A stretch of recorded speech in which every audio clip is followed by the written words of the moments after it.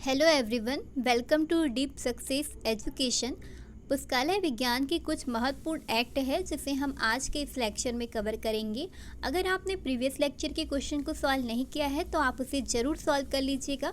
इससे पहले हमने लाइब्रेरी साइंस से रिलेटेड बेसिक प्रश्नों को देखा था, फिर उसके बाद पुस्तकालय के प्रकार, नेशनल लाइब्रेरी और लॉ ऑफ लाइब्रेरी साइंस के प्रश्नों को कंप्लीट किया था। और आज हम पुस्तकालय से संबंधित कानून पर बने प्रश्नों को एक एक करके सॉल्व करेंगे। ओके, तो आज के लेक्चर को स्टार्ट करते हैं। आज का पहला क्वेश्चन है, पुस्तकालय विधान का तात्पर्य डैश के विकास से है। ऑप्शन है शैक्षणिक पुस्तकालय, विशेष पुस्तकालय, सार्वजनिक पुस्तकालय या फिर इनमें से कोई नहीं।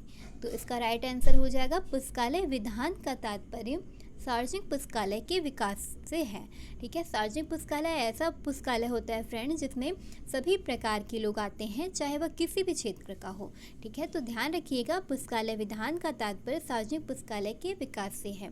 आगे बढ़ते हैं। क्वेश्चन नंबर सेकंड है, डॉक्टर एस.आर. रंगनाथन ने प्रथम मॉडल पुस्तकालय विधेयक टेस्ट में प्रस्तुत किया था।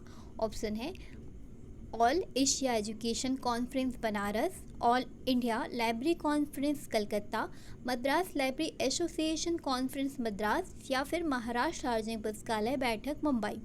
तो इसका करेक्ट आंसर हो जाएगा all Asia education conference Banaras. पहला मॉडल लाइब्रेरी एक्ट 1930 में डॉक्टर एस.आर. रंगनाथन द्वारा दिसंबर के दौरान बनारस में आयोजित, ध्यान रखिएगा बनारस में आयोजित हुआ था। बनारस में आयोजित ऑल एशिया एजुकेशन कॉन्फ्रेंस में पहला प्रारूप पेश किया गया था। ठीक है, तो all Asia education conference Banaras इसका करेक्ट आंसर हो जाएगा। आगे बढ़ते हैं। क्वेश्चन नंबर थर्ड है, सार्वजनिक पुस्तकालय के लिए आय का मुख्य स्रोत क्या है। ऑप्शन है यूजीसी, लाइब्रेरी सेल्स, गवर्नमेंट या फिर गिफ्ट एंड डोनेशन। तो इसका करेक्ट आंसर हो जाएगा सार्वजनिक पुस्तकालय के लिए आय का मुख्य स्रोत जो होता है वो लाइब्रेरी सेस होता है, जिसे हम लाइब्रेरी उपकर या पुस्तकालय उपकर के नाम से भी जानते हैं। ओके, नेक्स्ट क्वेश्चन है, उस राज्य का नाम दे जिसमें पुस्तकालय कानून नहीं है। उस राज्य का नाम बताइएगा जहां पुस्तकालय कानून नहीं है। ऑप्शन है केरल, उत्तर प्रदेश, हरियाणा या फिर जम्मू कश्मीर। तो जम्मू कश्मीर वह राज्य है जहां पुस्तकालय कानून सार्वजनिक पुस्तकालय एक्ट नहीं है। ध्यान रखिएगा भारत के 19 राज्यों में सार्वजनिक पुस्तकालय अधिनियम पारित किया गया है। ओके, कितने राज्यों में? भारत के 19 राज्यों में, जिसमें जम्मू कश्मीर शामिल नहीं है। आगे क्वेश्चन है, छत्तीसगढ़ पब्लिक लाइब्रेरी एक्ट कब पारित किया गया। बहुत ही इंपॉर्टेंट क्वेश्चन है छत्तीसगढ़ के दृष्टिकोण से। ऑप्शन है 2000, 2005, 1960 या फिर 2008। तो इसका करेक्ट आंसर हो जाएगा छत्तीसगढ़ पब्लिक लाइब्रेरी एक्ट 2000 में पारित किया गया। छत्तीसगढ़ में ये एक्ट जो है 2008 और 2009 में पारित हुआ था। अगर ऑप्शन में 8 नहीं दिया है तो आप इसे टिक कीजिएगा। ओके, आगे बढ़ते हैं। राजस्थान सार्वजनिक पुस्तकालय अधिनियम किस वर्ष में पारित हुआ था। ऑप्शन है 2005, 2006, 2007 या फिर 2008। तो इसका करेक्ट आंसर हो जाएगा राजस्थान सार्वजनिक पुस्तकालय अधिनियम 2006 में पारित किया गया था। और ये भी ध्यान रखिएगा उत्तर प्रदेश सार्वजनिक पुस्तकालय अधिनियम भी 2006 में पारित हुआ था। तो राजस्थान और उत्तर प्रदेश सार्वजनिक पुस्तकालय अधिनियम दोनों 2006 में पारित हुए। ओके, अगला क्वेश्चन देखते हैं, भारत के किस राज्य में पहला सार्वजनिक पुस्तकालय अधिनियम पारित किया गया था।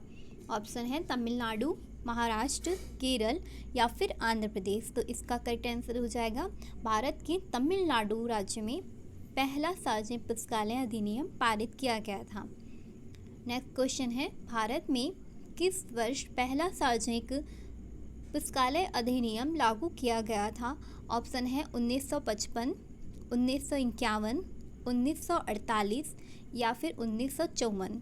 तो इसका करेक्ट आंसर हो जाएगा भारत में पहला सार्वजनिक पुस्तकालय अधिनियम लागू किया गया था 1948 में। और कौन सा राज्य था, हमने अभी देखा तमिलनाडु। ठीक है। तो तमिलनाडु, जिसे मद्रास सार्वजनिक पुस्तकालय अधिनियम भी कहते हैं, तमिलनाडु को ही मद्रास सार्वजनिक पुस्तकालय अधिनियम कहते हैं, जो पारित हुआ था 1948 में। पहले मद्रास सार्वजनिक पुस्तकालय अधिनियम के नाम से था 1948 में, फिर इसका नाम परिवर्तन करके तमिलनाडु पुस्तकालय अधिनियम रखा गया। ओके, अगला प्रश्न है, स्वतंत्र भारत में पहली बार पुस्तकालय कानून में डैश में पारित किया गया था। स्वतंत्र भारत में पहली बार पुस्तकालय कानून डैश में पारित किया गया था। ऑप्शन है मद्रास राज्य, हैदराबाद, कोल्हापुर राज्य या फिर कलकत्ता। तो इसका करेक्ट आंसर हो जाएगा मद्रास राज्य में स्वतंत्र भारत में पहली बार पुस्तकालय कानून पारित किया गया था। कब किया गया था? 1948 में, स्वतंत्रता के एक साल बाद। ठीक है। भारत में कितने राज्यों में जुलाई 2013 तक पुस्तकालय विधेयक लागू है? यहाँ पे बोला है जुलाई 2013 तक भारत के कितने राज्यों में पुस्तकालय विधेयक लागू है? ऑप्शन है 12, 14, 19 या फिर 9। तो इसका करेक्ट आंसर हो जाएगा भारत में 19 राज्यों में जुलाई 2013 तक पुस्तकालय विधेयक लागू है, जिसमें हमने पहला देखा तमिलनाडु और लास्ट है अरुणाचल प्रदेश। ठीक है, पहला क्या था? तमिलनाडु 1948 में और लास्ट हो जाएगा अरुणाचल प्रदेश 2009 में। 1948 और लास्ट 2009 में। तो इस तरह से 2013 तक 19 राज्यों में पुस्तकालय विधेयक लागू है। आगे बढ़ते हैं, पुस्तकालय कानून डैश में मदद करता है। ऑप्शन है पुस्तकालय सेवाओं को बेहतर बनाने में, पुस्तकालय अध्यक्षों को बेहतर वेतन दिलाने में, प्रयोक्ताओं को किताबें खरीदने में पैसे बचाने में, या फिर उपयुक्त में से कोई नहीं। तो इसका राइट आंसर हो जाएगा पुस्तकालय कानून पुस्तकालय सेवाओं को बेहतर बनाने में मदद करता है। ओके, आगे क्वेश्चन देखते हैं, डिलीवरी ऑफ बुक एक्ट 1954 में कौन से वर्ष में संशोधन करके समाचार पत्रों को सम्मिलित किया गया था? ऑप्शन है 1955, 1956, 1957 या फिर 1958। तो इसका राइट आंसर हो जाएगा 1956 में डिलीवरी ऑफ बुक एक्ट 1954 में संशोधन करके समाचार पत्रों को शामिल किया गया था। ठीक है। 1954 में भारत सरकार द्वारा एक कानून पास किया गया, जिसका क्या नाम था? Delivery of book act. ठीक है, इसमें संशोधन किया गया और 1956 को समाचार पत्रों को सम्मिलित किया गया। ठीक है।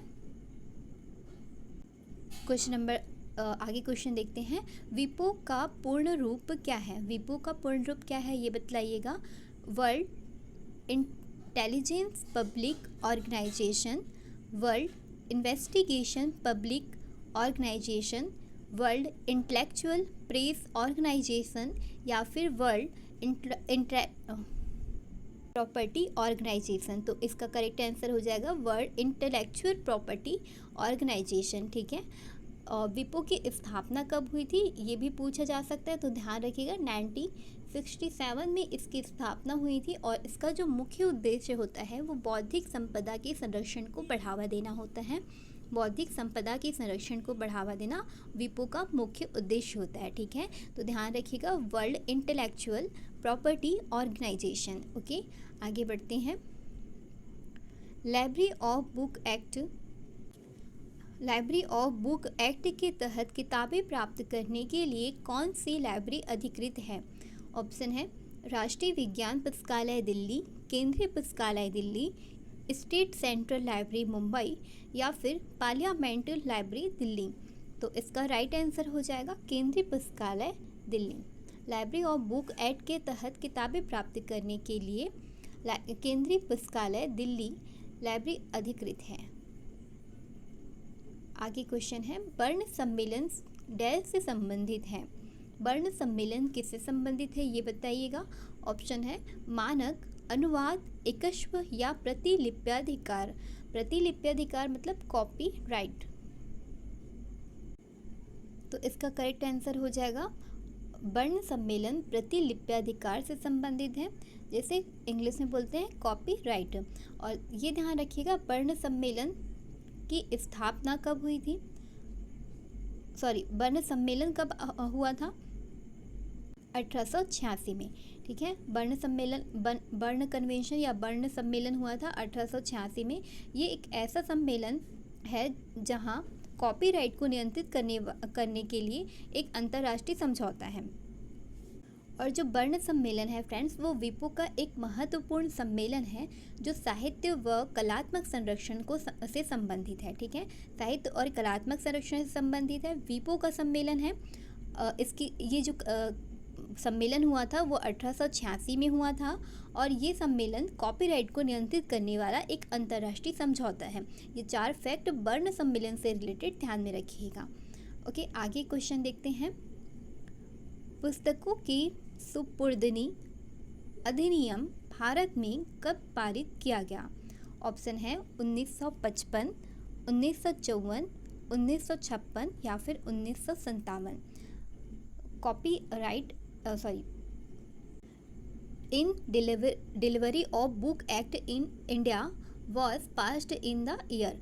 इसका करेक्ट आंसर हो जाएगा, डिलीवरी ऑफ बुक एक्ट कब पारित किया गया था? 1954 में। नेक्स्ट क्वेश्चन है, भारतीय राज्य के सार्वजनिक पुस्तकालय अधिनियम में पुस्तकालय उपकर का प्रावधान नहीं है। इनमें से कौन से राज्य में पुस्तकालय उपकर का प्रावधान नहीं है, ये बतलाइएगा। ऑप्शन है महाराष्ट्र, केरल, हरियाणा या फिर कर्नाटक। तो इसका राइट आंसर हो जाएगा जो महाराष्ट्र में है, महाराष्ट्र राज्य है, वहाँ सार्वजनिक पुस्तकालय अधिनियम में पुस्तकालय उपकर का प्रावधान नहीं है। जो भारत के 5 राज्य हैं वहाँ लाइब्रेरी सेस या फिर पुस्तकालय उपकर का प्रावधान है। 3 यहाँ पे दिया है, केरल, हरियाणा, कर्नाटक। इसके बाद है मद्रास या फिर तमिलनाडु, और 5वां है आंध्र प्रदेश। तो इस तरह भारत के 5 राज्यों में पुस्तकालय उपकर है। ओके, केरल, हरियाणा, कर्नाटक, आंध्र प्रदेश, मद्रास या फिर तमिलनाडु। मद्रास को ही तमिलनाडु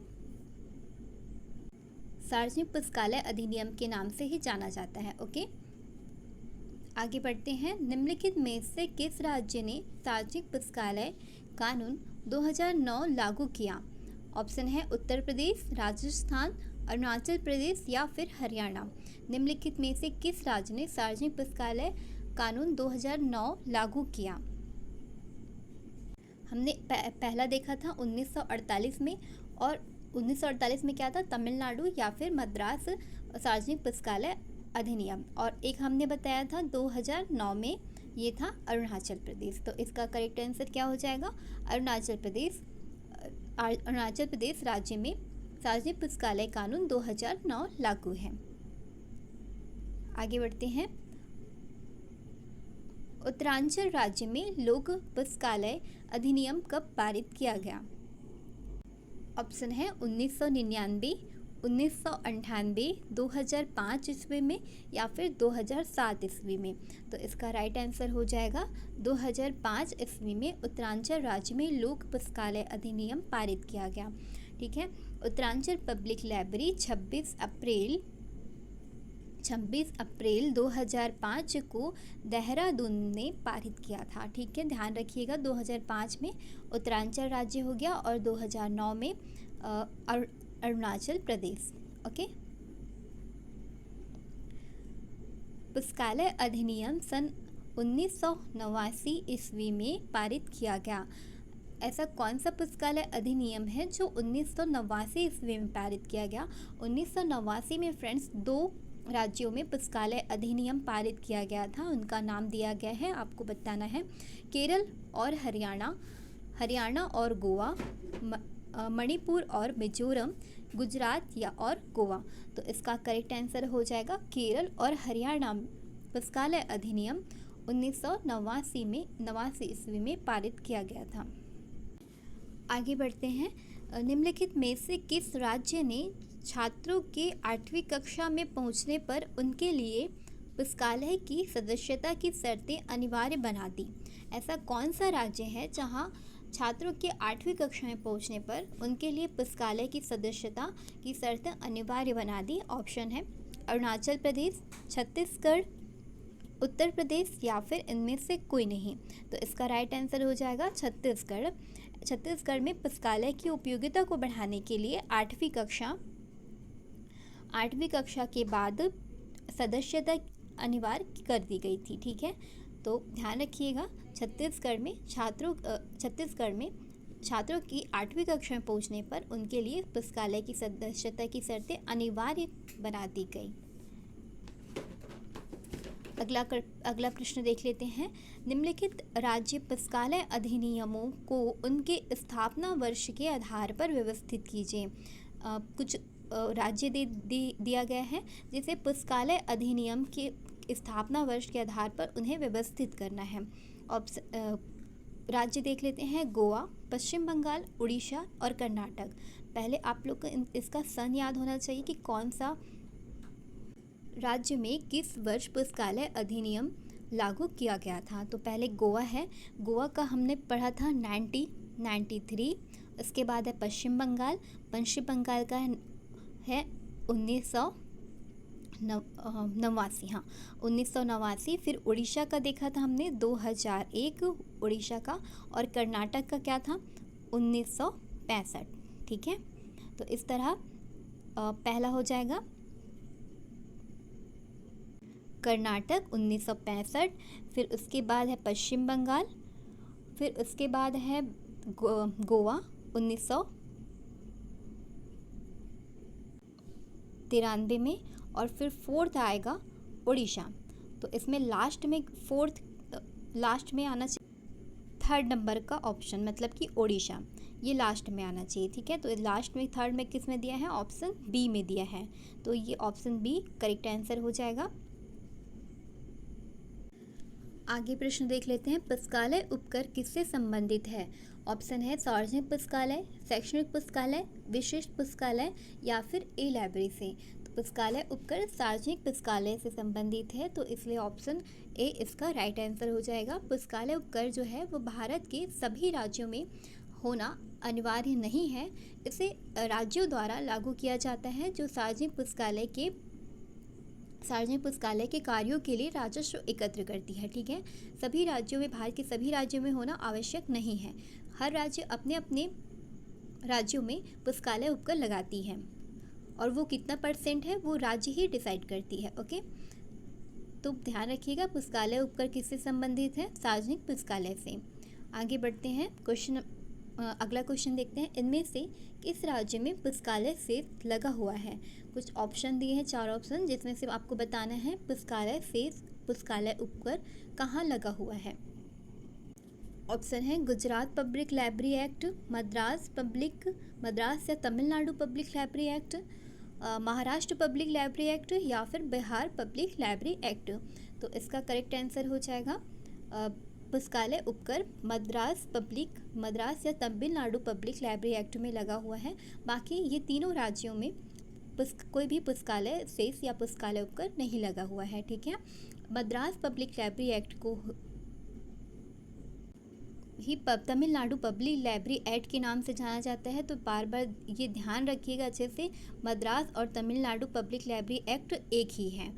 ठीक है, पहले मद्रास लाइब्रेरी एक्ट था, उसके बाद इसका नाम परिवर्तन करके तमिलनाडु पब्लिक लाइब्रेरी एक्ट कर दिया गया। अब आगे बढ़ते हैं, नेक्स्ट क्वेश्चन देख लेते हैं। WIPO का मार्केस समझौता क्या है। WIPO मतलब विपो का मार्केस समझौता क्या है, ये पूछा है। ऑप्शन देखते हैं। सरकार के प्रकाशनों का संरक्षण, डिजिटल युग में लेखकों में अधिकारों का संरक्षण, दृष्टिबाधित लोगों को पुस्तकों की सुविधा प्रदान करना, और फोर्थ ऑप्शन है ओलंपिक के प्रतीक चिन्ह का वाणिज्यिक उपयोग में संरक्षण। तो WIPO का मार्केस समझौता था दृष्टिबाधित लोगों को पुस्तकों की सुविधा प्रदान करना। ओके, तो करेक्ट आंसर क्या हो जाएगा, ऑप्शन सी। WIPO का मार्केस समझौता दृष्टिबाधित लोगों को पुस्तकों की सुविधाएं प्रदान करना है। आगे बढ़ते हैं। किस अधिनियम के तहत भारतीय राष्ट्रीय पुस्तकालय पुस्तक प्राप्त करता है? ऐसा कौन सा एक्ट है जिसके तहत भारतीय राष्ट्रीय पुस्तकालय पुस्तक प्राप्त करता है? ऑप्शन है registration book act 1887, delivery of book act 1954, the copyright act 1985 या फिर रिवीजन एक्ट 1976। तो करेक्ट आंसर क्या हो जाएगा? डिलीवरी ऑफ बुक एक्ट 1954 के तहत भारतीय राष्ट्रीय पुस्तकालय पुस्तक की प्राप्त करता है। अगला प्रश्न है भारत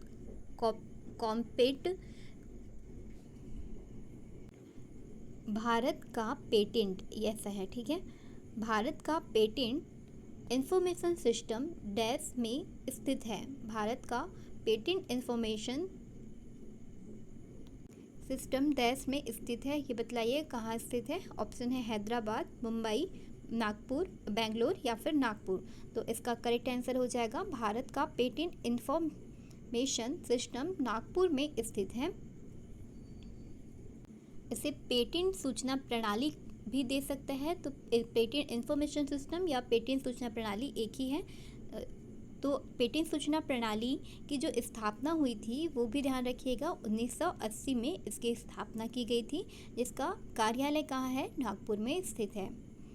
ओके, अगला प्रश्न है किसके अधीन सृजित कृति के स्वामित्व का दावा करने का लेखक को अधिकार है?